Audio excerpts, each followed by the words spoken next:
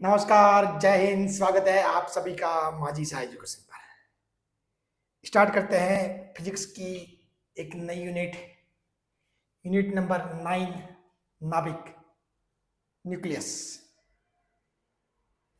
Unit बहुत ही छोटी है, ठीक है, और इंटरेस्टिंग भी है। बहुत सारी चीज़ें तो इसकी आपको ये समझ लीजिए कि आपको केमिस्ट्री में मतलब पढ़ाई जा चुकी है। जो अपन केमिस्ट्री की यूनिट 1 है उसमें इसके बारे में बहुत सारी बेसिक चीज़ें अपन जानते हैं, जहाँ पर अपन ने नाभिक और एटॉम वगैरह वो चीज़ें देखी थी। फिजिक्स में कुछ उससे हटकर थोड़े से टॉपिक है, द्रव्यमान शक्ति, नाभिक की बंधन ऊर्जा, नाभिक की विखंडन एवं सलन।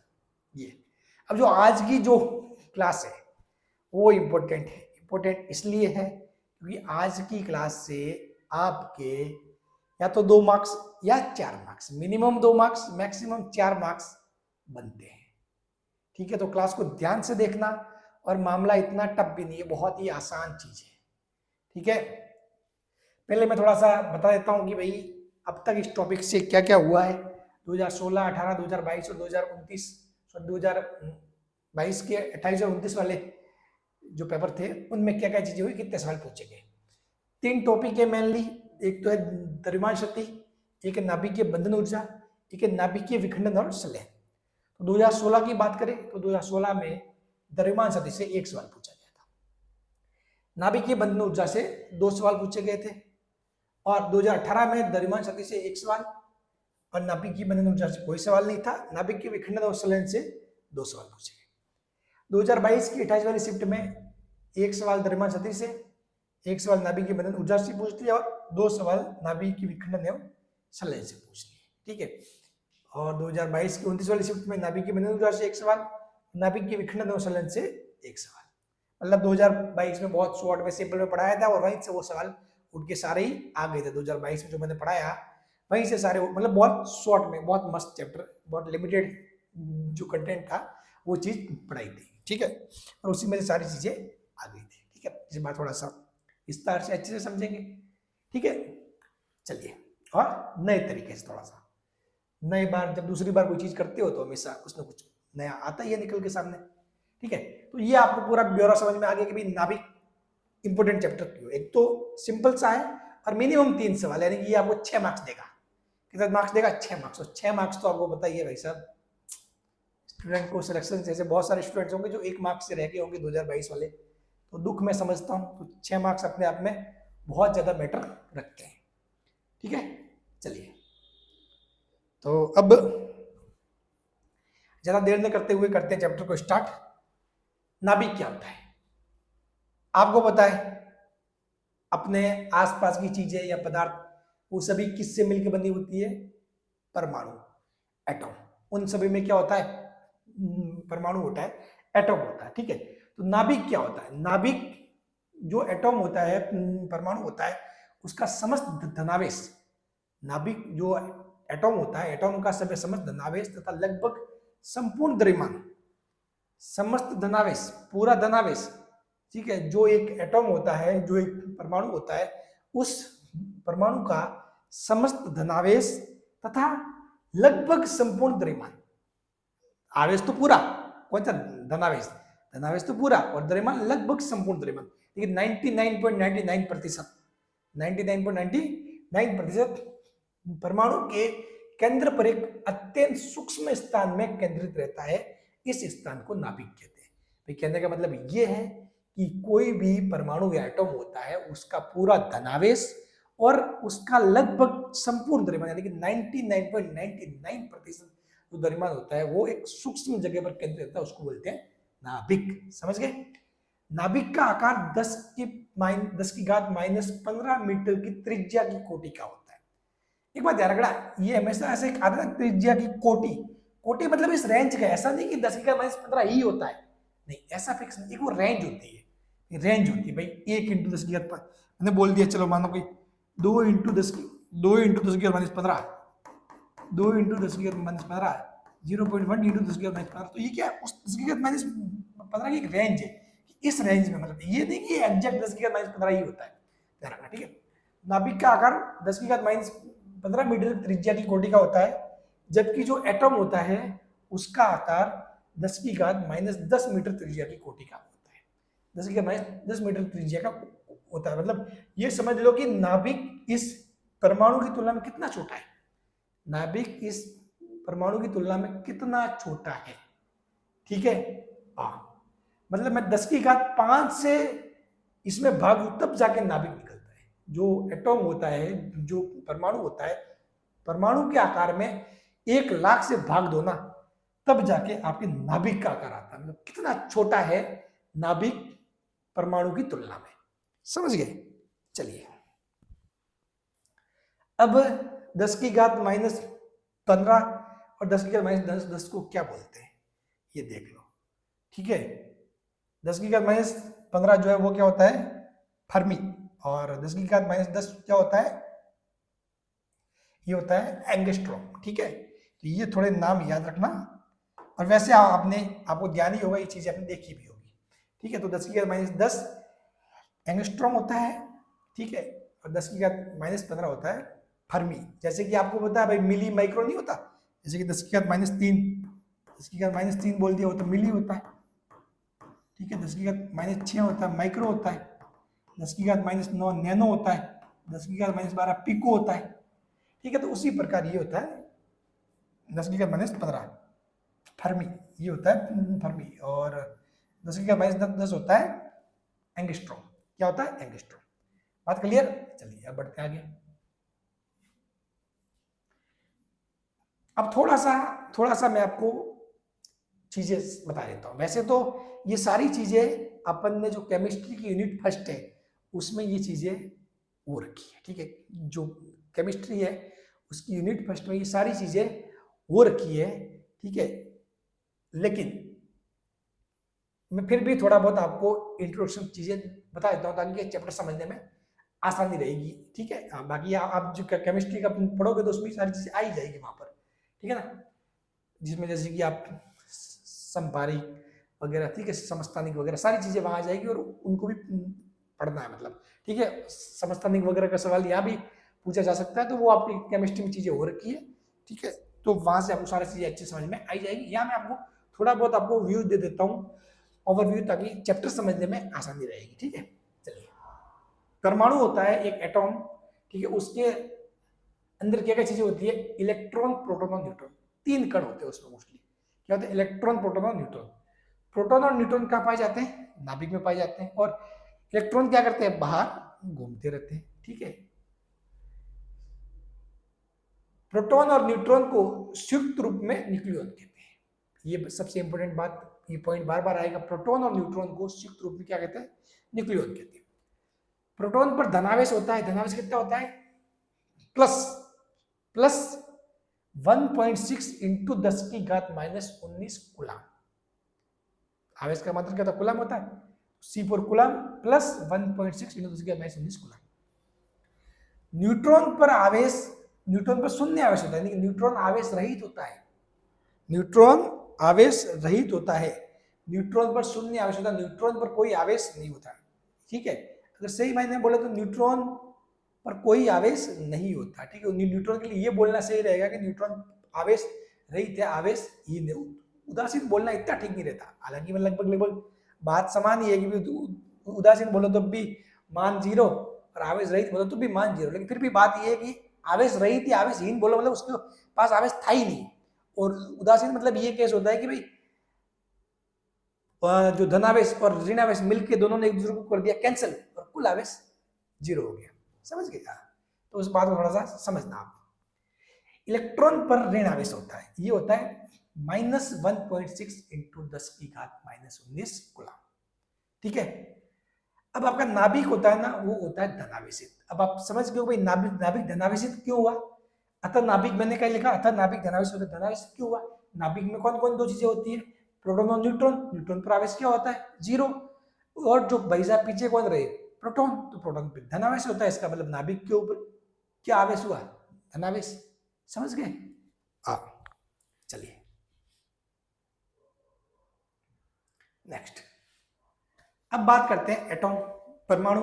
तो आपको पता है कोई भी तत्व होता है उसका जो परमाणु होता है उसको ऐसे ऐसे बताते हैं, जेड एक्स से इस टाइप का सिंबल होता है, जहां पर एक्स क्या होता है, रासायनिक प्रतीक सिंबल, यानी कि उसको कैसे, जैसे कि अपन लिख ले C612, अपन ने लिख दिया C612, C612, ये क्या है, किसकी बात कर रहे हैं, C मतलब कार्बन, C मतलब कार्बन, ठीक है।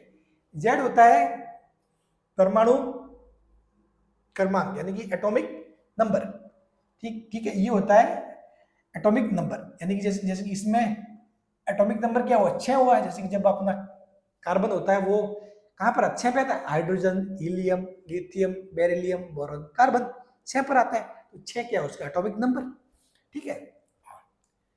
तो एटॉमिक नंबर यानी कि, और जो एटॉमिक नंबर होता है उतना ही किसी भी परमाणु में क्या होते हैं, प्रोटॉन होते हैं, तो एटॉमिक नंबर को प्रोटॉन की संख्या भी बोलते हैं, समझ गए।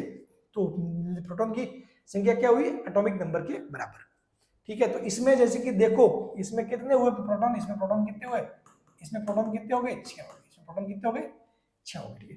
एक बता द्रव्यमान संख्या, ये वाली होती है द्रव्यमान संख्या, ए को बोलते हैं द्रव्यमान संख्या, जैसे इसमें जो द्रव्यमान संख्या वो कितनी है, 12 क्या द्रव्यमान संख्या, ये 12 क्या द्रव्यमान संख्या। एक होता है n न्यूट्रॉन की संख्या, n क्या होता है, न्यूट्रॉन की संख्या, ठीक है, n क्या होता है, न्यूट्रॉन की संख्या। अब देखो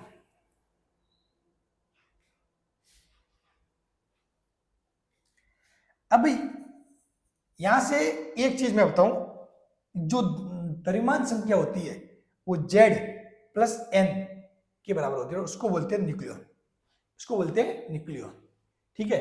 जो अपनी द्रव्यमान संख्या होती है A, वो Z प्लस n के बराबर होती है, यानी कि ये समझ लो कि सिंपल सी बात है कि द्रव्यमान संख्या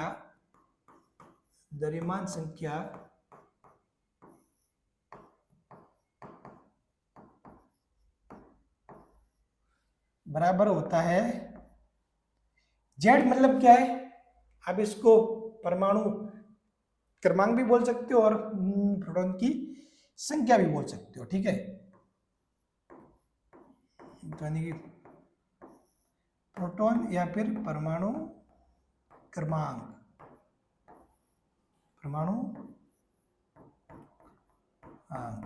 और ये प्लस न्यूट्रॉन हो गया, इन दोनों को साथ में न्यूक्लियॉन भी कहते हैं, इन दोनों को साथ में न्यूक्लियॉन भी कहते हैं, ठीक है। देखो यहां से आपको कोई पूछ ले कि इसके अंदर ये बताइए भाई साहब कि न्यूट्रॉन की संख्या कितनी है, न्यूट्रॉन आपको निकालने हैं, तो न्यूट्रॉन निकालने तो क्या करोगे, आपको न्यूट्रॉन निकालने तो क्या करोगे, इस ए में से जो क्या करोगे, जेड को घटा दोगे, यानी कि द्रव्यमान संख्या में से आप परमाणु क्रमांक एटॉमिक नंबर को घटा दो, आपके एन निकल के आ जाएगा, न्यूट्रॉन निकल के आ जाएगा। बात क्लियर, चीज समझ में आ गई, तो चलिए कोई दिक्कत नहीं, ठीक है। चलो, तो ये है सारी चीजें, रासायनिक प्रतीक, ये इसका एटॉमिक नंबर, ये द्रव्यमान संख्या, एन होता है न्यूट्रॉन की संख्या, ए बराबर होता है जेड प्लस एन, जिसको बोलते हैं न्यूक्लियॉन। तो द्रव्यमान संख्या बराबर प्रोटॉन प्लस न्यूट्रॉन, ठीक है। चलिए अब बात आती है परमाणु का द्रव्यमान, ठीक है, अब बात आती है परमाणु द्रव्यमान की। तो देखो, जो परमाणु का द्रव्यमान होता है वो बहुत कम होता है, ठीक है, बहुत कम होता है, तो उसकी यूनिट होती है AMU, उस यूनिट में उसको नापते हैं। AMU मतलब होता है atomic mass unit, atomic mass unit. अब ये AMU कहां से आई, वो AMU की वैल्यू कहां से निर्धारित की गई, तो वो एक्चुअली कार्बन 12 से मतलब निर्धारित की गई, कि मतलब एक AMU किसके बराबर होता है, जो कार्बन 12 होता है, कार्बन 12 यानी कि वही अभी मैं लिखाया, अभी जो मैंने लिखा था C612, ये क्या है, कार्बन 12, ठीक है। क्योंकि भाई जो कार्बन है उसके भी अलग अलग नाभिक होते हैं, C612, C613, C614, तो कार्बन 12, कार्बन 13, कार्बन 14, ठीक है। तो ये बात कर रहा है कार्बन 12, तो कार्बन 12 के एक परमाणु के द्रव्यमान के 12वें भाग को परमाणु द्रव्यमान मात्रक, यानी कि जो कार्बन 12 होता है उसका जो एक परमाणु होता है उसका जो द्रव्यमान होता है उसके 12वें भाग, कार्बन 12 का जो एक परमाणु होता है उसका जो द्रव्यमान होता है उसका 12वां भाग यानी 1/12, उसको बोलते हैं परमाणु द्रव्यमान मात्रक यानी एटॉमिक मास यूनिट। ठीक है, एटॉमिक मास यूनिट। ठीक है, हाँ,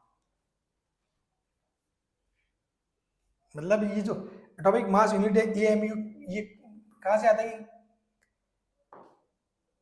जो अपना कार्बन है, कार्बन परमाणु का द्रव्यमान, कार्बन परमाणु का द्रव्यमान बटा 12, उसमें 12 का भाग दिया तब जाके बनता है 1 एएमयू, तब जाके बनता है 1 एएमयू।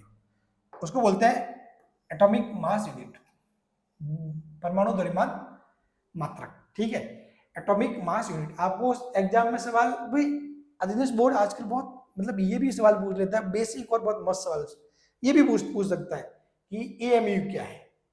ठीक है, एएमयू क्या है? तो परमाणु द्रव्यमान मात्रक, एटॉमिक मास यूनिट। ठीक है, अब ये जो एक एएमयू होता है, इस एएमयू और जो अपने जो द्रव्यमान का मात्रक जो अपने डेली लाइफ में काम में लेते हैं उसके बीच में क्या संबंध होता है? तो जो एक एएमयू होता है वो होता है 1.66 इंटू 10⁻27 केजी।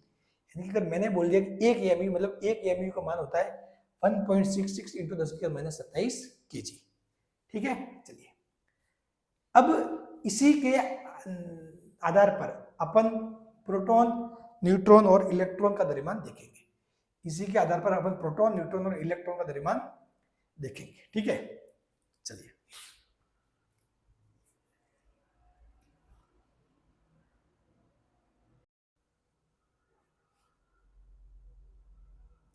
अब देखो, जो प्रोटॉन का द्रव्यमान होता है, मास ऑफ प्रोटॉन, वो होता है 1.00727 एएमयू।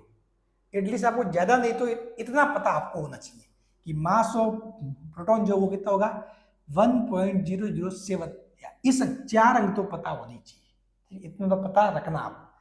ठीक है, तो मास ऑफ जो प्रोटॉन होता है, जो प्रोटॉन का द्रव्यमान होता है वो 1.007 एएमयू होता है। अब इस एएमयू को मैंने क्या कर दिया 1.66 से गुणा कर दिया, तो इसको अपन केजी में बदल सकते। तो ये आया 1.672 इंटू 10⁻27 केजी।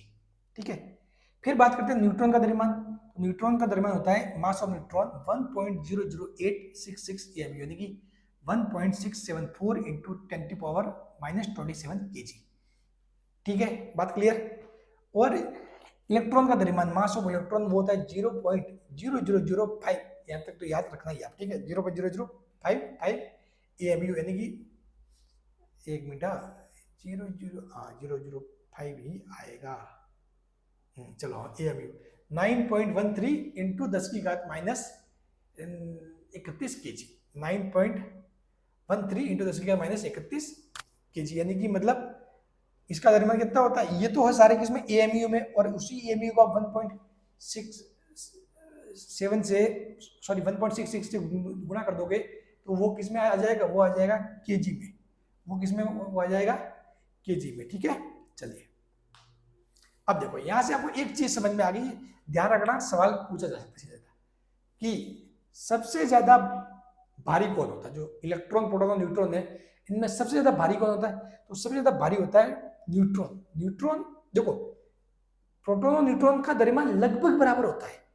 प्रोटॉन और न्यूट्रॉन का द्रव्यमान देखो लगभग बराबर है, 1.672 इंटू 10⁻27 केजी, 1.674 इंटू 10⁻27 केजी। लेकिन इसका द्रव्यमान थोड़ा सा, न्यूट्रॉन का द्रव्यमान थोड़ा सा ज्यादा होता है किससे? प्रोटॉन से।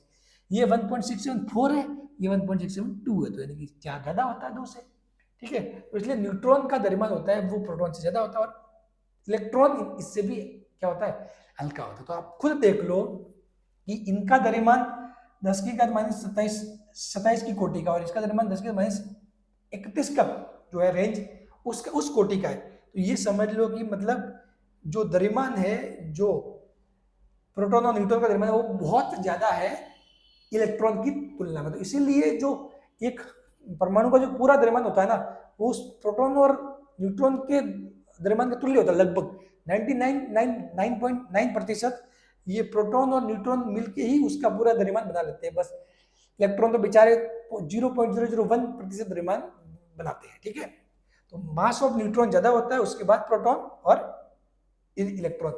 अगर आप एग्जाम में भूल जाओ तो ऐसे शॉर्ट ट्रिक से याद करना आपको, ठीक है। NPE वही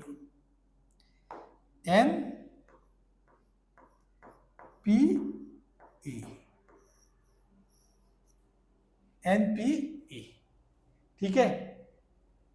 NPE मतलब वही सिंपल सा तरीका, न्यूट्रॉन, प्रोटॉन और इलेक्ट्रॉन, इसका मास के हिसाब से, ठीक है। तो NP यानी 90 या जो भी है आपके हिसाब से शॉर्ट ट्रिक तैयार कर देना, ठीक है। हाँ चलो, क्योंकि वो तो है नहीं कि मैं कोई क्या बोले शॉर्ट ट्रिक वाला तो हो नहीं कि मैं शॉर्ट ट्रिक वाला मतलब ऐसे इसको कोई नाम बना के दे दूंगा, वो नहीं करना। आपने कॉन्सेप्चुअली चीजें समझती है, तो कॉन्सेप्ट समझ गए अब आपको मेरे ख्याल से आप भूलने भी नहीं वाले, ठीक है।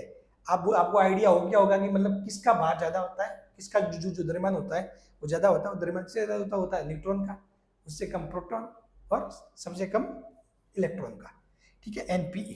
चलो अब कुछ इंपॉर्टेंट पॉइंट है उनको देख लो। देखो जो अपना प्रोटॉन होता है उस प्रोटॉन को अपन 1p1 से प्रदर्शित करते हैं, इससे 1p1 से, तो इसको अपन 1p1 या फिर इसको 1h1 से भी प्रदर्शित करते हैं। जो प्रोटॉन होता है उसको 1h1 से भी प्रदर्शित करते हैं, ठीक है। क्यों? क्योंकि 1p1 का मतलब ये हुआ भी 1p1 का मतलब ये हुआ कि इसका 1p1 मतलब इसकी जो द्रव्यमान संख्या है वो किसके बराबर होगी, इसके बराबर, इसके एटॉमिक नंबर के बराबर। यानी कि ये समझ लो कि A बराबर Z है आपके, A बराबर क्या है, Z है, A बराबर क्या है, Z है। यानी कि यहाँ पर न्यूट्रॉन क्या है, 0, यहाँ पर न्यूट्रॉन इसमें क्या है, 0। और चूंकि जो हाइड्रोजन होता है, हाइड्रोजन एटॉम होता है, उसमें क्या होता है, न्यूट्रॉन आपके 0 होता है। तो इसीलिए इसको जो हाइड्रोजन होता है 1h1, इसी को अपन क्या बोलते हैं, इसको भी अपन प्रोटॉन बोलते हैं, उसी की तरह जो नाभिक वही होता है, ठीक है। तो इसको जो प्रोटॉन होता है वो 1p1 या 1h1 से प्रदर्शित करते हैं। 1h1 यानी कि जो हाइड्रोजन वाला जो एटॉम होता है सेम टू सेम, ठीक है, उसमें भी क्या होता है, एक होता है प्रोटॉन, ठीक है। बस वही वही नाभिक में रहता है, सिंपल सी बात है, ठीक है। हाँ, न्यूट्रॉन को बोलते हैं 0n1, न्यूट्रॉन को क्या बोलते हैं, 0n1, 0n1 यानी कि 0n1 यानी कि ये क्या है, 0z0 यानी कि ये zx से होता है, तो न्यूट्रॉन को आपने क्या बोले 0n1, तो यानी क्या हुआ, ये 0 मतलब आपका नंबर ऑफ प्रोटॉन है वो क्या हो जाएगा 0, और पीछे बचा 1, तो वो क्या होगा, वो आपका न्यूट्रॉन हो जाएगा, वो आपके न्यूट्रॉन हो जाएगा। बात क्लियर है? चलिए अब देखो, नाभिक का जो कुल आवेश होता है वो प्रोटॉन का आवेश होता है। जो नाभिक का जो कुल आवेश होता है वो किसका होता है, प्रोटॉन का आवेश होता है, क्योंकि न्यूट्रॉन पे तो आवेश होता ही नहीं है। जो नाभिक का कुल आवेश होगा वो किसके बराबर होता है, प्रोटॉन के आवेश के बराबर। ये बात, ये स्टेटमेंट यही कह रहा है कि नाभिक का कुल आवेश प्रोटॉन के आवेश के बराबर होता है। वही बात, नाभिक का कुल आवेश बराबर प्रोटॉन का आवेश।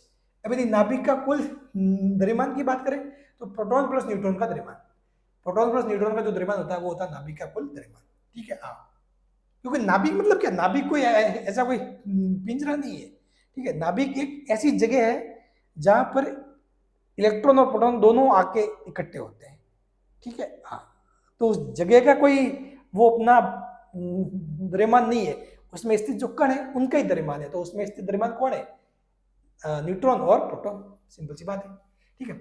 नाभिक में प्रोटॉन और न्यूट्रॉन की संख्या लगभग बराबर तो नाभिक स्थायी होता है। यदि किसी नाभिक में प्रोटॉन व न्यूट्रॉन की संख्या लगभग बराबर होती है तो वो नाभिक क्या होता है, स्थायी होता है। मतलब 1-2 का फर्क ठीक है चलता है, ज्यादा फर्क नहीं होना चाहिए, तो नाभिक क्या होता है, स्थायी होता है। परंतु न्यूट्रॉन की संख्या प्रोटॉन की संख्या में की तुलना में अधिक हो, यदि न्यूट्रॉन की संख्या प्रोटॉन की संख्या की तुलना में अधिक हो, ज्यादा मतलब एक आध का फर्क नहीं, ज्यादा का फर्क हो, तो नाभिक अस्थायी होता है। अस्थायी मतलब कैसा होता है, रेडियो एक्टिव होता है। कैसा होता है वो, रेडियो एक्टिव, ठीक है।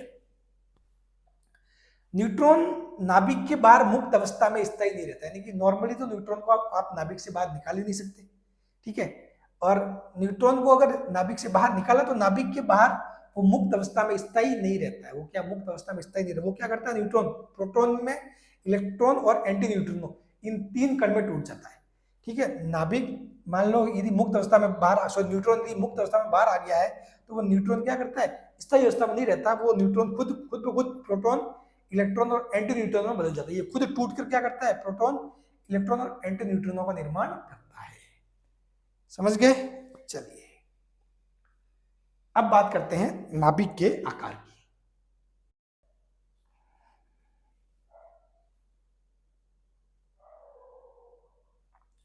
अब देखिए नाभिक का आकार, तो जो नाभिक का आकार है वो नाभिक की त्रिज्या r व द्रव्यमान a में संबंध होता है। मतलब जो नाभिक का आकार होता है, ठीक है, तो नाभिक के आकार से संबंधित जो नाभिक की त्रिज्या, देखिए नाभिक की त्रिज्या कितनी होगी और जो द्रव्यमान संख्या a है उसमें एक संबंध होता है। ये संबंध अब की बार 2022 में पूछ लिया गया था, ये 2022 में सवाल ऐसे कैसे पूछ लिया गया था, ठीक है। तो नाभिक की त्रिज्या r व द्रव्यमान संख्या a में संबंध होता है, वो होता है r समानुपाती 1 की घात 1/3, r समानुपाती 1 की घात 1/3, ठीक है, ये बात ध्यान रखना, ठीक है। r समानुपाती 1 की घात 1/3, या फिर बहुत बार इस सवाल को उल्टा पुल्टा करके भी पूछ सकते हैं। उल्टा पुल्टा कैसे, इस बार इस सवाल को ऐसे ही पूछ सकते हैं कि भाई कुछ ऑप्शन अधिक बताइए, निम्न से कौन सा संबंध सही है, और इसका क्या करते हैं, क्यूब करते हैं, ठीक है। इसका अपन जिस पर क्या करते हैं, स्क्वायर करते हैं, वर्ग करते हैं, इसका क्या करते हैं, घन करते हैं, क्यूब करते हैं। ये इस साइड तो बन जाएगा r की घात 3 और इस साइड ये बन जाएगा a, तो ये भी सही है कि r की घात 3 समानुपाती होता है a के, ये भी चीज बन सकती है इससे, ठीक है ना। हाँ, तो सवाल ऐसे भी पूछा जा सकता है। तो r समानुपाती होता है a की घात 1/3, r equal to r naught a की power 1/3, r equal to r naught a की पावर 1/3, जहां पर जो r नॉट है इसकी वैल्यू होती है 1.1 × 10⁻15, ठीक है। बहुत सारी जगह आपको किताब में 1.2 भी मिलेगा, ठीक है। एक्चुअली इसकी वैल्यू वेरी करती है 1.2, एक्चुअली इसकी वैल्यू ऐसे होती है, रियल में देखें ना ये होता है एक्चुअली में 1.2 प्लस माइनस 0.1, ठीक है, इंटू 10 की घात -15, इसकी जो वैल्यू होती है वो एक्चुअली में ऐसे होती है, ठीक है। 1.2 प्लस माइनस 10 की घात -15, एक्चुअली में ऐसे होता है, ठीक है। तो अपन बहुत सारी बुक में आपको ये 1.1 भी मिल जाएगा, बहुत सारी बुक में ये 1.2 भी मिल जाएगा, ठीक है। हाँ,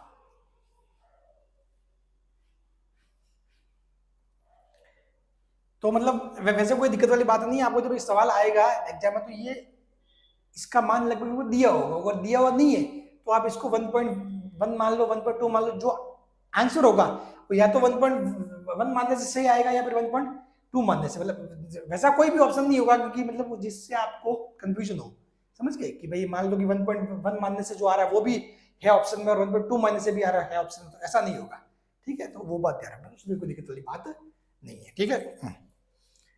तो जो नाभिक का ये होता है, ये हो गया नाभिक का आकार, ठीक है। तो नाभिक का आकार के लिए जो नाभिक की त्रिज्या r है वो द्रव्यमान संख्या a में संबंध ये होता है। अब बात करते हैं नाभिक का आयतन किससे, जी नाभिक का आयतन कितना होता है, तो नाभिक का आयतन होता है वो द्रव्यमान संख्या a के समानुपाती होता है। तो नाभिक का आयतन होता है, आयतन की बात करें v, तो v इसकी जो द्रव्यमान संख्या होती है a उसके समानुपाती होता है, ठीक है। तो जो नाभिक की जो त्रिज्या होती है r वो तो द्रव्यमान संख्या की घात 1/3 होती है, लेकिन जो इसका जो आयतन होता है वो द्रव्यमान संख्या का a। तो अब आप समझ गए हो कि सर जी ये a कैसे आया, क्योंकि आपको पता है कि ये जो त्रिज्या है खुद त्रिज्या समानुपाती होती है a की घात 1/3, a की घात 1/3। अब नाभिक कैसा है, अपन ये मान लेंगे नाभिक गोलाकार टाइप का है, ठीक है। तो गोलाकार टाइप का तो किसी का आयतन निकालोगे तो वो क्या आएगा, वो आयतन निकालोगे तो आएगा 4/3 πr cube, 4/3 pi are Q. इसमें क्या आएगा एक्चुअली, आर क्यू आएगा। और इस आर क्यू की जगह इस आर है, आर की जगह आप ए की पावर 1/3 रखोगे ऐसे, उसकी घात 3 करोगे तो लगभग क्या आएगा, ए आएगा। वो मतलब √3, मतलब जो क्या बोलते हैं, ये हो जाएगा घन, और ये घनमूल, तो घनमूल से घन हो जाएगा कैंसल, ठीक है। बस तो इसलिए ये आ जाएगा। तो इसीलिए नाभिक का जो आयतन होता है वो द्रव्यमान संख्या ए के समानुपाती होता है। बात समझ गए, ठीक है। हाँ, और जो नाभिक का जो घनत्व होता है डेंसिटी, वो जेड या ए पर निर्भर नहीं करता। नाभिक का घनत्व या डेंसिटी जेड या ए पर निर्भर नहीं करता। घनत्व सभी नाभिकों के लिए समान होता है। जो घनत्व होता है वो सभी नाभिकों के लिए क्या होता है, समान होता है। चलिए अब है 13Al17 के नाभिक की त्रिज्या क्या होगी। 13Al17 के नाभिक की त्रिज्या क्या होगी, चलिए देखते हैं इसको। ये पूछ रहा है नाभिक की त्रिज्या 13Al7। तो अब देखो आपको पता है जेड एक्स ए से ए कितना आया, ए बराबर 27, ए बराबर 27। आपको पता है आर इक्वल टू क्या होता है, आर नॉट ए की घात 1/3, ए की घात 1/3, ठीक है। अब जो आर नॉट होता है वो कितना मान लिया अपन, चलो 1.1 मान लिया, 1.1 × 10⁻15। वैसे तो आपको सवाल में कुछ ना कुछ हिंट्स दिया होगा, ठीक है, या फिर जो भी ऑप्शन होंगे उसके सारी चीजें करनी है, ठीक है, या फिर इसका मान ही दे देंगे आपको। तो 1.1 × 10⁻15, तो ए कितना है 27, तो 27 की घात 1/3। अब 27 का जो घनमूल होगा वो कितना होगा, 3 होगा। ये कितना हो जाएगा, ये हो जाएगा 3.3, ठीक है। ये आएगा भाई, इसका जो घनमूल 3 आएगा, ये भी कितना हो जाएगा, ऐसे होगा 3 × 1.1 × 10⁻15, ये हो जाएगा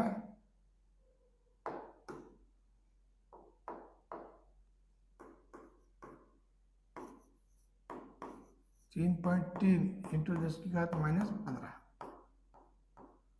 ठीक है, मीटर। समझ गए, ये किस में आएगा, 315 मीटर में आएगा। किस में आएगा, मीटर में। समझ गए, ए, ठीक है। तो ये हो गया। और क्योंकि ये खुद मीटर में है मान, 1.1 × 10⁻15 किस में दिया, मीटर में दिया हुआ है। तो नाभिक का जो आएगा वो किस में आएगा, 3.3 × 10⁻15 मीटर में। और ये 10⁻15 कोटि का ही होगा नाभिक की त्रिज्या, यही होती है 10⁻15, ठीक है। तो 3.3 × 10⁻15, ठीक है। चलो अगर आप मान लो 12 मानते, 1.2 मानते, तो ये होता 3.6 होता।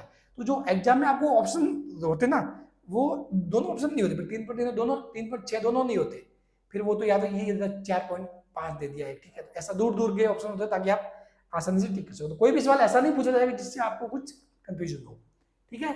चलिए नेक्स्ट, सल्फर के नाभिक की त्रिज्या हीलियम के नाभिक की त्रिज्या के सापेक्ष कितने गुना बड़ी होगी।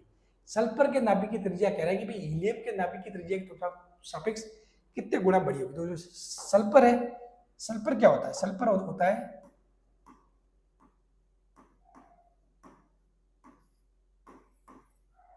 (16S32) और जो, ठीक है, अतः इसके लिए ए क्या होगा, ए होगा 32।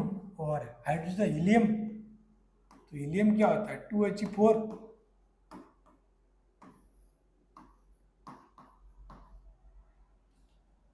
हीलियम क्या होता है 2He4। अतः इसके लिए ए बराबर क्या होगा, ए बराबर होगा 4, ए बराबर होगा 4। अब कह रहा है कि भाई सल्फर के नाभिक की त्रिज्या हीलियम के नाभिक की तुलना के सापेक्ष कितने गुना बड़ी है, ठीक है। तो आर, यदि सल्फर बात करें तो वो आएगा आर नॉट ए की पावर यानी 32 की घात 1/3। और आर हीलियम की बात करें, इसको चलो शॉर्ट फॉर्म में लिख लेते हैं, इतना बड़ा जैसे क्या ही लिखना,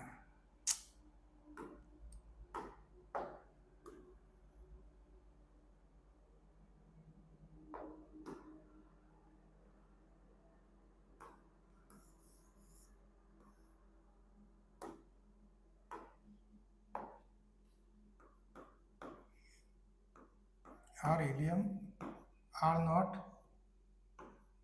4⁻1/3, 4⁻1/3। तो ये कह रहा है कि भाई हीलियम के नाभिक की त्रिज्या के सापेक्ष कितने गुना बड़ी होगी? सल्फर के नाभिक की त्रिज्या हीलियम के नाभिक की तुलना में कितने गुना बड़ी होगी? तो अपन ये देख सकते हैं आर सल्फर बट्टा आर हीलियम भाग कर दो, ये हो जाएगा 32⁻1/3 और ये हो जाएगा 4⁻1/3। तो यही साथ में ही ले लिया, 32/4⁻1/3। अब ये 32/4 कितना होता है? 832, तो 8⁻1/3 और 8⁻1/3 यानी कि 2, 2⁻3 कितना होता है? 8 होता है, तो 3 से 3 कैंसिल, तो 2 हो जाएगा। यानी कि जो हीलियम के नाभिक की त्रिज्या, सॉरी जो सल्फर के नाभिक की त्रिज्या वो हीलियम के नाभिक की त्रिज्या की तुलना में दुगुनी होती है। कितनी होती है? दुगुनी होती है। बात क्लियर? समझ गए? चलिए अब बढ़ते हैं आगे।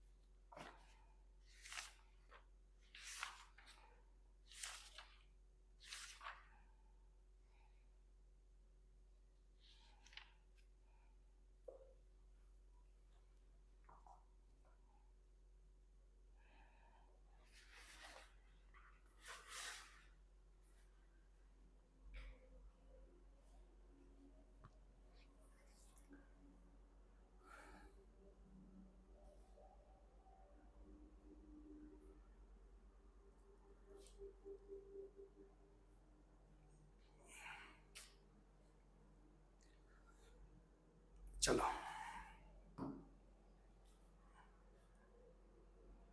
सेव करना जरूरी है कि सेव नहीं करेंगे तो फिर आपको पीडीएफ कहाँ से दी जाएगी? आप तो पीडीएफ मांगते हो, सर हमको पीडीएफ दो, तो पीडीएफ देने के लिए सेव करना जरूरी है।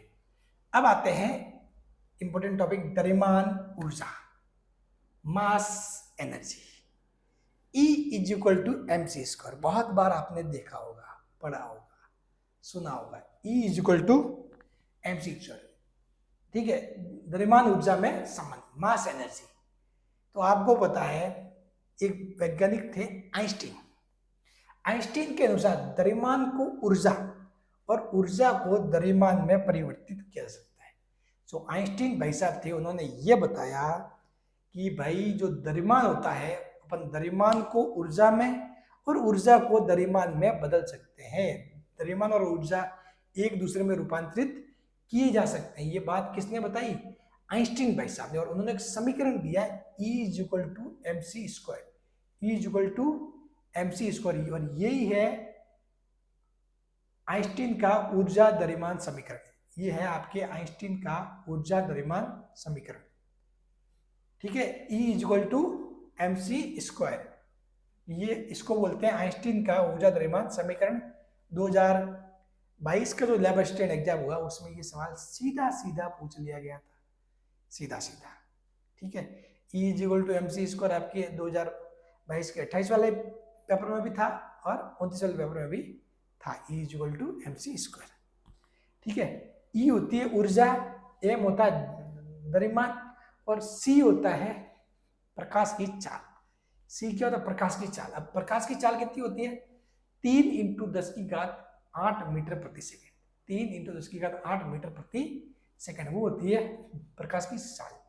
अब देखो, जब ये आइंस्टीन भाई साहब ने बताना था ना कि ये थ्योरी, तब उससे पहले तक तो क्या था कि आपके द्रव्यमान और ऊर्जा दोनों अलग अलग चीज होती है। ये माना जाता था कि भाई द्रव्यमान और ऊर्जा दोनों अलग अलग चीज होती है।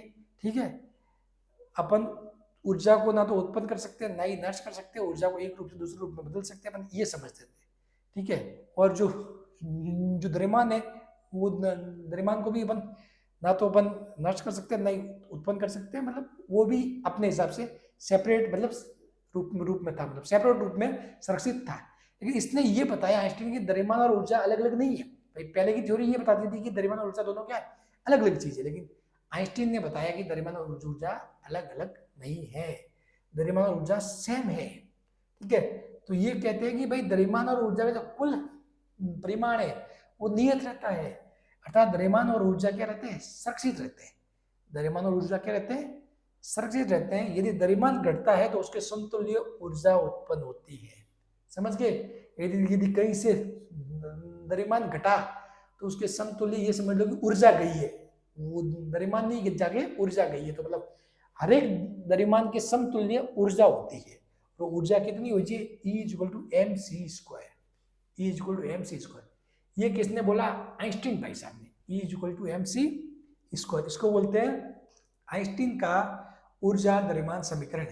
इसको लिख लेना, मैंने कहीं लिखा नहीं ये चीज लाइन, इसको बोलते हैं E equal to M C square को बोलते हैं आपके आइंस्टीन का ऊर्जा द्रव्यमान समीकरण। इसको क्या बोलते हैं, आइंस्टीन का ऊर्जा द्रव्यमान समीकरण। ठीक है, इसको लिख लो नाम को।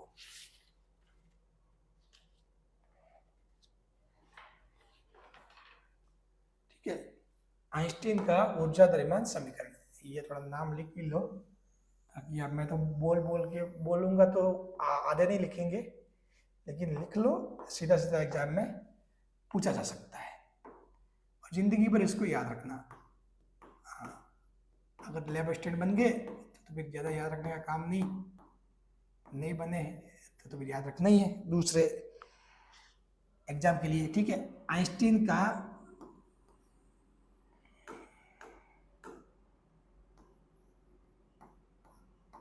ऊर्जा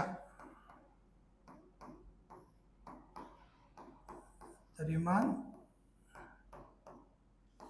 समीकरण E equal to M C square. आपने बहुत सारी जगह देखा होगा, ये सुना होगा, ये बोला गया किसके द्वारा, आइंस्टीन भाई साहब के द्वारा। ठीक है, ये कौन सा है, ये वाला, ये क्या, आइंस्टीन का ऊर्जा द्रव्यमान समीकरण, करेक्ट। चलिए अब बात आती है एक सवाल की, भाई 1 मिलीग्राम पदार्थ के समतुल्य ऊर्जा कहते हैं कि भाई अपन ने सर जी बात तो हो गई कि कोई भी द्रव्यमान होता है उसके तुल्य ऊर्जा होती है, तो आप ये बताइए अब कि 1 मिलीग्राम का जो द्रव्यमान है इसके समतुल्य ऊर्जा क्या होगी, समतुल्य ऊर्जा क्या होगी। तो देखो मास कितना है, द्रव्यमान है 1 मिलीग्राम, 1 मिलीग्राम। पहले तो इसको अपने को क्या करना पड़ेगा, किलोग्राम में बदलना पड़ेगा।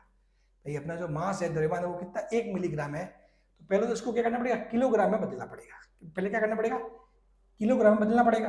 तो आपको पता है 1 केजी इंटू वो बराबर कितना होता है, 1 केजी में होते हैं 1000 ग्राम, 1 केजी में होते हैं 1000 ग्राम।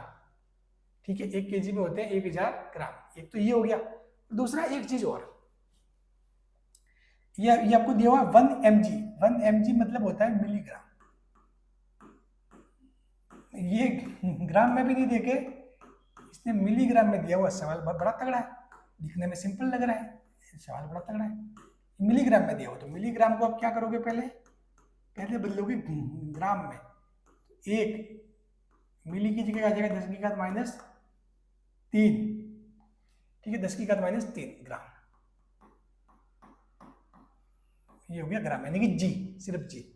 लेकिन अब इसको आपको बदलना है किसमें, केजी में। फॉर्मूले में इसको अपन रखते हैं किसमें, केजी में रखते हैं हमेशा जो फॉर्मूले होते हैं फिजिक्स में उसमें द्रव्यमान को किसमें, केजी में, दूरी को मीटर में और समय को सेकंड में रखते हैं।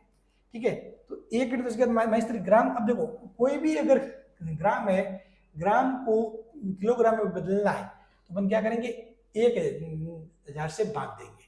ठीक है, ग्राम को यदि किलोग्राम में बदलने के लिए क्या करेंगे, 1000 से भाग देंगे। ठीक है भाई, जब भी तो अगर मेरे को 1 ग्राम निकल तो 1000 इस साइड जाएगा, तो 1/1000 केजी, ये हुआ 1 ग्राम बराबर, 1 ग्राम बराबर क्या होता है, 10 की घात -3 केजी। यहाँ से हुआ मैं भाई भाग में लेके गया, तो 1 ग्राम बराबर होता है 10 की घात -3 केजी। तो यहाँ से आप लिखोगे तो ये एक्चुअली में आ जाएगा 1 × 10 की घात -3, ये तो था ही था, और ग्राम को मैंने लिख दिया 10 की घात -3 केजी, तो एक्चुअली ये हुआ अब जाके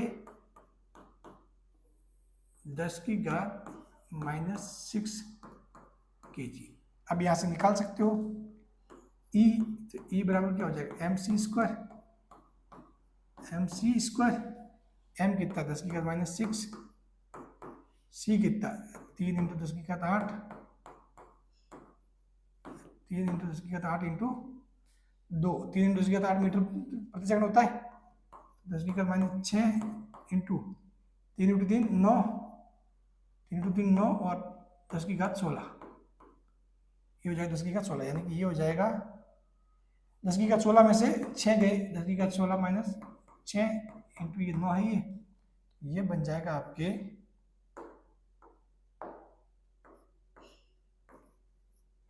9 इंटू 10⁻10 जूल, 9 इंटू 10⁻10 जूल। भाई साहब, मतलब ये देख लो 1 मिलीग्राम पदार्थ में इतनी ऊर्जा होती है, 1 मिलीग्राम पदार्थ में क्या है, इतनी ऊर्जा होती है। अब ये 9 इंटू 10⁻10 जूल आई कैसे, सर ये ऊर्जा है क्या, ये कहाँ से आती है? थोड़ा इस थ्योरी को समझते हैं अपन, थोड़ा इस थ्योरी को इसको अपन समझते हैं, ठीक है, कि सर जी ये मामला हुआ कैसे, क्या चीज हो रही है, ठीक है। तो देखो मैं आपको सारी चीजें समझाता हूं।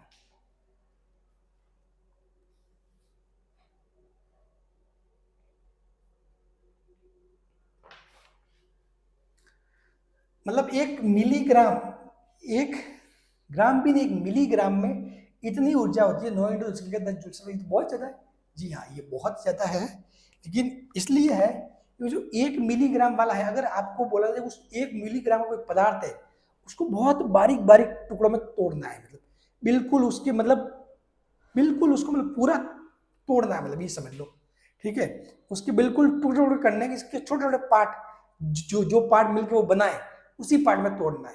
तो उसको तोड़ने के लिए जितनी ऊर्जा खर्च होगी ना आपकी, वो ये है 9 × 10⁻10 जूल, समझ गए। यानी कि तोड़ने के लिए ऊर्जा देनी पड़ती है, और वो जब जुड़ता है तो ऑटोमेटिकली ऊर्जा को मुक्त कर देता है, जुड़ता है तो वो क्या करता है, ऑटोमेटिकली ऊर्जा को मुक्त कर देता है।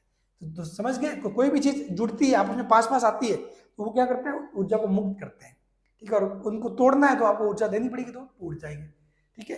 वो बात है, वही सिंपल सी बात है, ये वाला लॉजिक, ठीक है। चलिए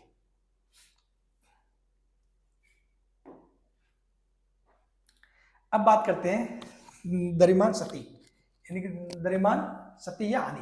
तो देखो किसी नाभिक का वास्तविक द्रव्यमान उसके न्यूक्लियन के द्रव्यमान, न्यूक्लियन के द्रव्यमान, यानी कि ये सबसे इंपॉर्टेंट पॉइंट है, और ये आपका आज का टॉपिक, मेन जो टॉपिक है आपका, ये आपके आगे देखो द्रव्यमान शक्ति या हानि।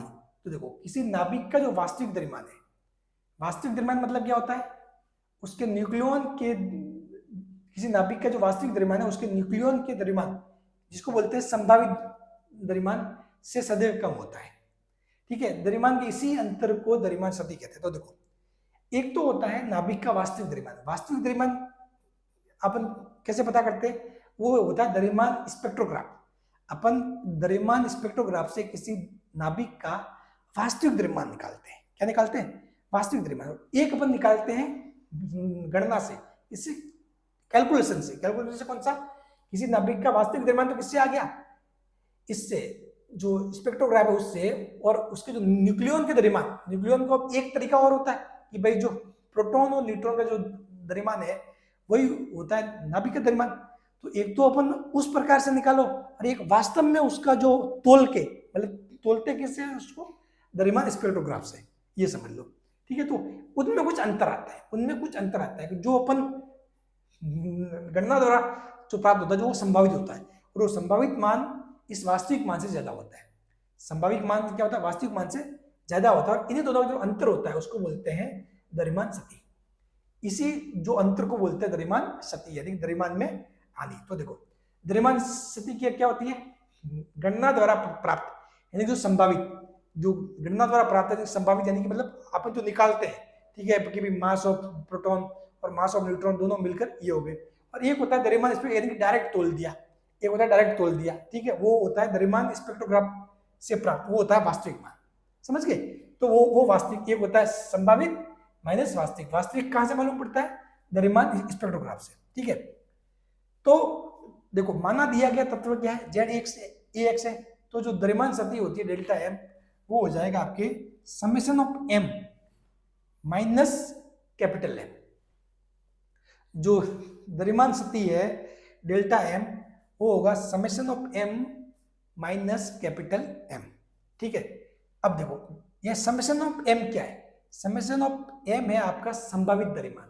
संभावित द्रव्यमान यानी कि गणना द्वारा प्राप्त, जो कि कैलकुलेशन से प्राप्त होता है। कैलकुलेशन से कैसे सर जी? तो देखो मेरे को नाभिक का द्रव्यमान निकालना है, तो मैं क्या करूंगा? जेड यानी कि नंबर ऑफ प्रोटॉन, जेड क्या हो गया? Number of proton into proton का द्रव्यमान, मास ऑफ प्रोटॉन, ठीक है। और ए माइनस जेड क्या होगा? न्यूट्रॉन आ गया, ठीक है। तो नंबर ऑफ न्यूट्रॉन इनटू एक न्यूट्रॉन का द्रव्यमान, भाई ये हुआ। ये होता है नाभिक का जो होता है द्रव्यमान, वो ये है। ये नाभिक का द्रव्यमान जो कैलकुलेशन से जो गणना से निकालते हैं, ठीक है, वो क्या होगा भाई? वो सिंपल सी बात ये होगी, अगर इसको अपन देखें तो किसी नाभिक का द्रव्यमान कि भाई नंबर ऑफ प्रोटॉन इनटू एक प्रोटॉन का द्रव्यमान, एक प्रोटॉन का द्रव्यमान plus number of neutron into एक न्यूट्रॉन का द्रव्यमान। नंबर ऑफ जो होते हैं प्रोटॉन, वो क्या होते हैं? जेड होते हैं। जेड बराबर नंबर ऑफ प्रोटॉन, तो उसको एम पी से गुणा कर दो, तो वो तो आ जाएगा सारे जो है आपके पास प्रोटॉन, उनका द्रव्यमान। और ए माइनस जेड क्या होता है? न्यूट्रॉन। तो न्यूट्रॉन को एक न्यूट्रॉन के द्रव्यमान से गुणा कर दो, वो हो जाएगा न्यूट्रॉन का द्रव्यमान। इन दोनों जो द्रव्यमान उनका योग होगा, वो क्या होगा? नाभिक का द्रव्यमान, और उसको बोलते हैं अपन संभावित। वो अपन किससे ज्ञात करते हैं? कैलकुलेशन से ज्ञात कर रहे हैं, ठीक। और एक आता है वास्तविक, जो अपने को द्रव्यमान स्पेक्ट्रोग्राफ से मिलता है, समझ गए। चलिए अभी न्यूमेरिकल करोगे तो सब चीजें समझ जाओगे। चलो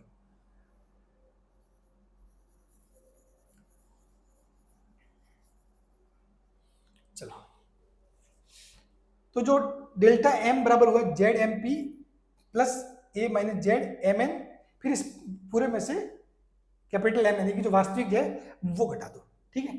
एक पॉइंट होता है कि यदि द्रव्यमान शक्ति अधिक है, द्रव्यमान शक्ति जितनी अधिक होगी नाभिक अधिक स्थायी होगा। द्रव्यमान की शक्ति जितनी, द्रव्यमान शक्ति ज्यादा हुई तो एक द्रव्यमान की तुल्य क्या होती है? ऊर्जा होती है। और भाई जो द्रव्यमान बाहर निकला मतलब क्या निकली है? ऊर्जा बाहर निकली है। और किसी भी चीज से ऊर्जा बाहर निकलेगी मतलब वो चीज कैसे होगी? स्थायी होगी। वो आपको पता है भाई, जिसकी ऊर्जा कम होती है वो चीज ज्यादा स्थायी होती है, बस सिंपल सी बात है। चलो अब सवाल ये कि ऑक्सीजन नाभिक 8O16 का वास्तविक द्रव्यमान कितना है? 15.99053 AMU है।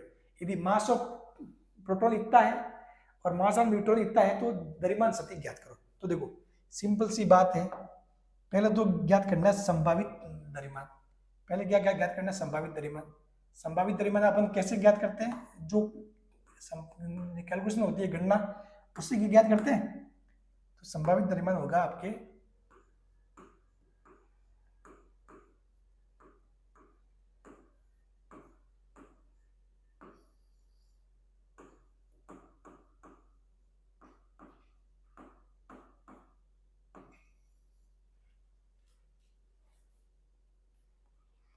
संभावित द्रव्यमान। तो देखो संभावित द्रव्यमान जो होगा वो क्या होगा? सिंपल सी बात है कि भाई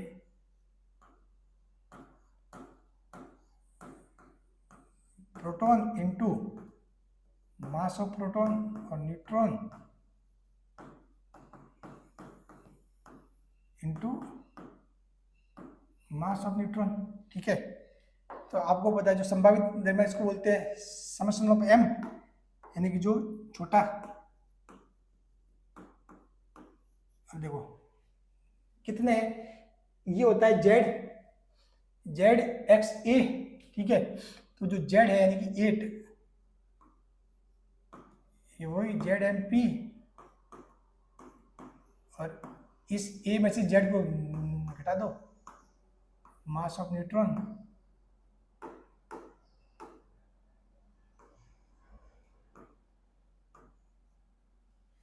ये हो गया। तो यानी कि ये समझ लो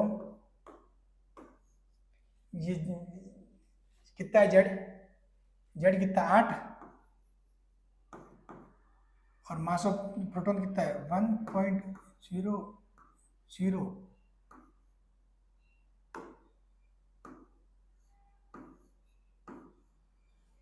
1.00727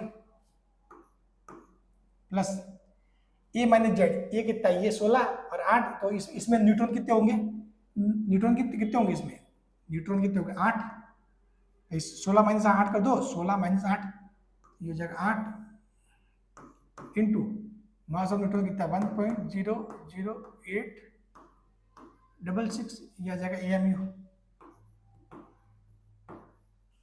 ठीक है, अब आपको निकालना है कि भाई द्रव्यमान सतही, तो द्रव्यमान की सतही जो है डेल्टा एम, वो क्या होगा, summation of M minus capital M. यानी कहने का मतलब ये हुआ कि समेशन ऑफ एम कितना है 8 इंटू 1.00727 प्लस 8 इंटू 1.00866, 8 इंटू 1.00866,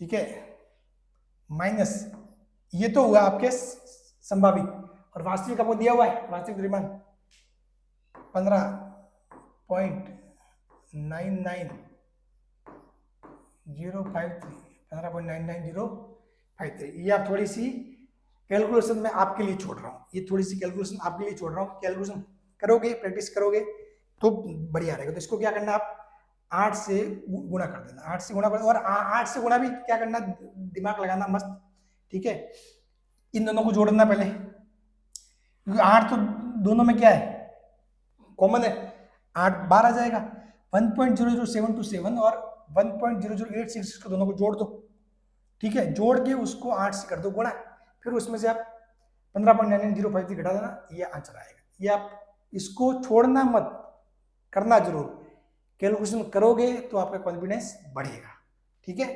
चलो, ये आपके आंसर है, मैंने आपको लॉजिक बता दिया कि भाई संभावित द्रव्यमान निकालोगे ऐसे, ठीक है, और फिर उसमें से जो वास्तविक द्रव्यमान दिया हुआ वो घटा दो तो आपको द्रव्यमान सतही मालूम पड़ जाएगा, ठीक है। चलो, अब बात आती है बंधन ऊर्जा की।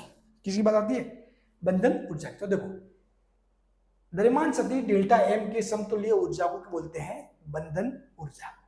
जो द्रव्यमान, आपको पता है E equal to MC square होता है, E इक्वल टू क्या होता है MC स्क्वायर। तो जो डेल्टा एम है, जो द्रव्यमान की सतही है, जो जितने द्रव्यमान की सतही होती है उसके तुल्य जो ऊर्जा होती है उसको बोलते हैं बंधन ऊर्जा। तो द्रव्यमान सतही डेल्टा एम के समतुल्य ऊर्जा को बंधन ऊर्जा कहते हैं। देखो, प्रोटॉन और न्यूट्रॉन मिलकर क्या बनाते हैं, नाभिक बनाते हैं। प्रोटॉन और न्यूट्रॉन मिलते हैं तो क्या बनता है, नाभिक बनता है।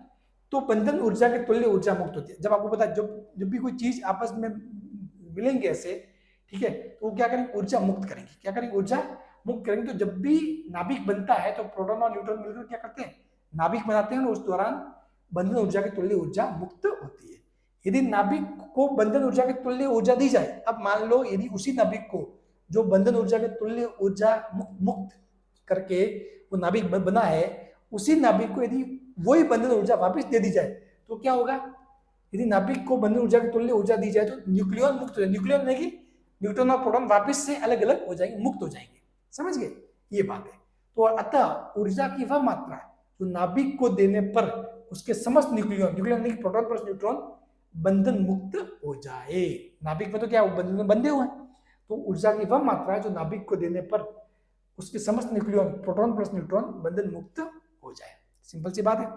अब देखो, तो बंधन वो होगी बंधन ऊर्जा, और बंधन ऊर्जा क्या होगी, डेल्टा E बराबर डेल्टा MC स्क्वायर। अब आपको कोई भी आपको बंधन ऊर्जा निकालने का बोले तो आप क्या करोगे, पहले तो द्रव्यमान की सतही की द्रव्यमान की जो हानि है वो निकालो, तो वो निकाल दोगे, फिर C स्क्वायर कर दोगे, डेल्टा MC स्क्वायर, वो आपकी आ जाएगी बंधन ऊर्जा।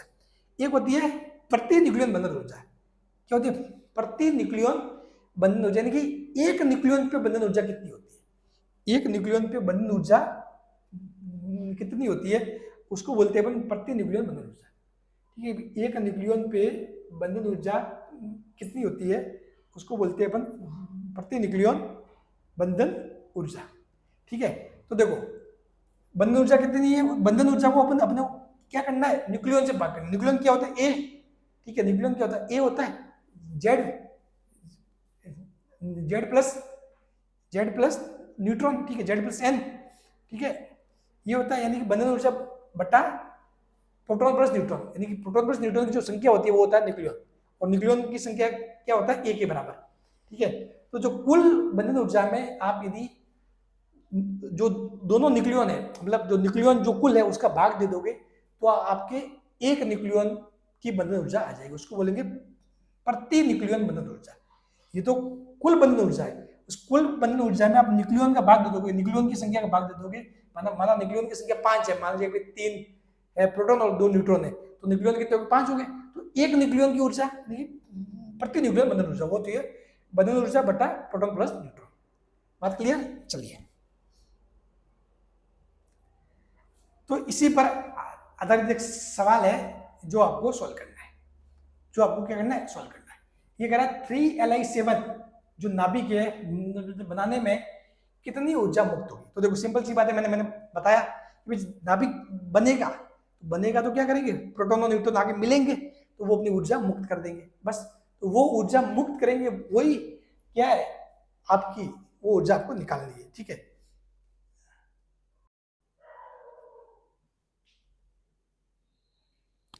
तो आपको यहां तक चीजें समझ में आ गई कि मतलब बंधन ऊर्जा क्या होती है, जो द्रव्यमान सतही डेल्टा एम की समतुल्य ऊर्जा को बंधन ऊर्जा कहते हैं। यानी कि जो प्रोटॉन और न्यूट्रॉन मिलकर क्या करते हैं, नाभिक बनाते हैं। सिंपल सी बात है, जब नाभिक बनाते हैं तो कुछ ऊर्जा मुक्त करते हैं, वो क्या होती है, बंधन ऊर्जा। ठीक है, और यदि नाभिक को बंधन ऊर्जा की तुल्य ऊर्जा दी जाए तो न्यूक्लियन मुक्त हो जाते हैं, यानी कि प्रोटॉन और न्यूट्रॉन मुक्त हो जाते हैं। ठीक है, उसको भी बोलते हैं बंधन ऊर्जा। ठीक है, यानी कि बंधन ऊर्जा वह ऊर्जा है कि मानो कोई नाभिक है, उसको तैयार करना है तो प्रोटॉन और न्यूट्रॉन पास पास में आएंगे, कुछ ऊर्जा मुक्त करेंगे, तो वो होगी आपकी बंधन ऊर्जा। उसी प्रकार किसी नाभिक को यदि तोड़ के प्रोटॉन और न्यूट्रॉन को अलग अलग कर दिया जाए, फिर जो बनती है ऊर्जा, जो जिस ऊर्जा की आवश्यकता होती है उसको भी अपन क्या बोलते हैं, बंधन ऊर्जा। ठीक है, अतः ऊर्जा की वह मात्रा जो नाभिक को देने पर उसके समय न्यूक्लियन प्रोटॉन प्लस न्यूट्रॉन बंधन मुक्त हो जाए, तो बंधन ऊर्जा क्या हुई, E delta M C square. फिर बात आती है प्रति न्यूक्लियन बंधन ऊर्जा। प्रति न्यूक्लियन बंधन ऊर्जा मतलब ये होता है डेल्टा E अपॉन ए, यानी कि जो कुल बंधन ऊर्जा होती है उसमें कितने न्यूक्लियन है, फिर न्यूक्लियन कितने होते हैं, ए के बराबर न्यूक्लियन मतलब प्रोटॉन प्लस न्यूट्रॉन, तो उसका भाग देना है, वो आपका निकल के आ जाएगा प्रति न्यूक्लियन बंधन ऊर्जा। अभी अपन एक न्यूमेरिकल करेंगे, उससे सारी चीजें आपके समझ में आई जाएगी। ठीक है, ये वाला सवाल कि 3Li7 बनाने में कितनी ऊर्जा मुक्त होगी। ठीक है, 3Li7 बनाने में कितनी ऊर्जा मुक्त होगी यदि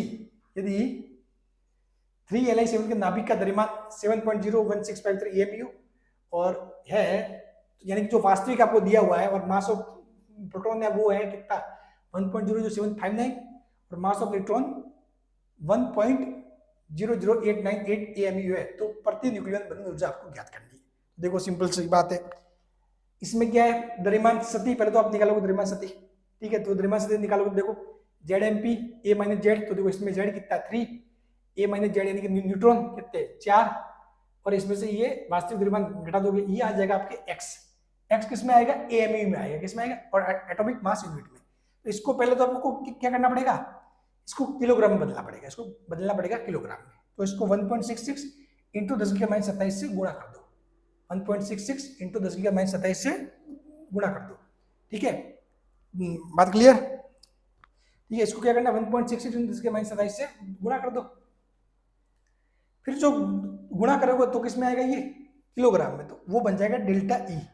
डेल्टा ई में अब रखोगे डेल्टा एम, ये किस में रखोगे, किलोग्राम में। यहां से आपको डेल्टा ई निकल के आ जाएगा, delta E is equal to delta M C square.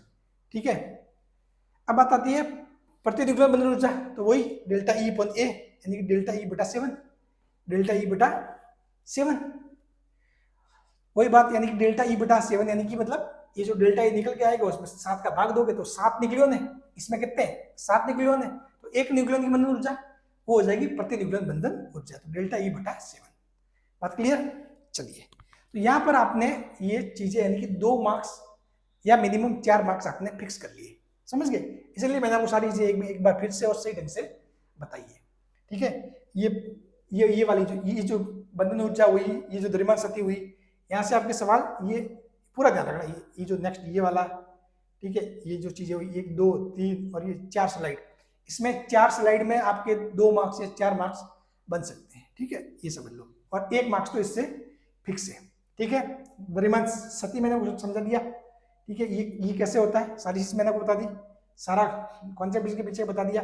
फिर उसी द्रव्यमान शक्ति जो होता है कि वो डेल्टा एम, उसको डेल्टा ई बराबर डेल्टा एम सी स्क्वायर करोगे तो वो हो जाएगा बंधन ऊर्जा, और उस बंधन ऊर्जा में आप ए का भाग 2 करोगे, वो आएगी प्रति न्यूक्लियन बंधन ऊर्जा। बस एक बात ध्यान रखना कि जो डेल्टा एम आएगा उसको यहाँ पर किस में रखना है, किलोग्राम में रखना है। किसमें रखना है? किलोग्राम में। चलिए, अब एक छोटा सा टॉपिक है, उसको फिनिश कर देते हैं, नाभिकीय बल। तो आपको पता है नाभिक के जो कण है, प्रोटॉन और न्यूट्रॉन को बांध कर रखने वाला जो बल है वो होता है नाभिकीय बल। नाभिक में जो कण होते हैं प्रोटॉन और न्यूट्रॉन, उनको जो बांध कर रखने वाला बल होता है वो होता है नाभिकीय बल। ये क्या होता है? आकर्षण प्रकृति का होता है। ये क्या होता है? आकर्षण प्रकृति का होता है। ये क्या करता है? नाभिक के अंदर जो प्रोटॉन और न्यूट्रॉन इनको बांध के रखता है। ये आकर्षण प्रकृति का होता है। ये लघु परास का बल होता है। लघु परास का मतलब ये बहुत कम दूरी पे लगता है। लघु परास यानी कि 10⁻14 मीटर से अधिक पर नगण्य, यानी 10⁻14 मीटर या इससे अधिक रेंज हुई परास तो उस पर ये नगण्य, फिर उसका इफेक्ट नहीं होती है, बहुत कम दूरी पे ही लगता है, तो ये लघु परास का बल है। ठीक है, 10⁻15 में नाभिकीय बल विद्युत बल की तुलना में प्रबल होता है। कि मान लो कोई 2 कण है जिनके ऊपर आवेश भी है, ठीक है, आवेश भी है, तो अगर नाभिकीय बल और विद्युत बल की तुलना करें किस रेंज में, 10⁻15 की परास में, तो नाभिकीय बल विद्युत बल की तुलना में कैसा होता है? प्रबल होता है, स्ट्रॉन्ग होता है। ठीक है, ये प्रोटॉन और न्यूट्रॉन, प्रोटॉन प्रोटॉन और न्यूट्रॉन न्यूट्रॉन के बीच समान रूप से लगता है। ठीक है, यानी कि ये सभी के बीच में ये समान रूप से लगता है कि प्रोटॉन प्रोटॉन, न्यूट्रॉन न्यूट्रॉन या न्यूट्रॉन प्रोटॉन, इन सभी के बीच में समान रूप से लगता है। आज की क्लास बहुत ज्यादा लगातार होगी, बोल के भी थक गया।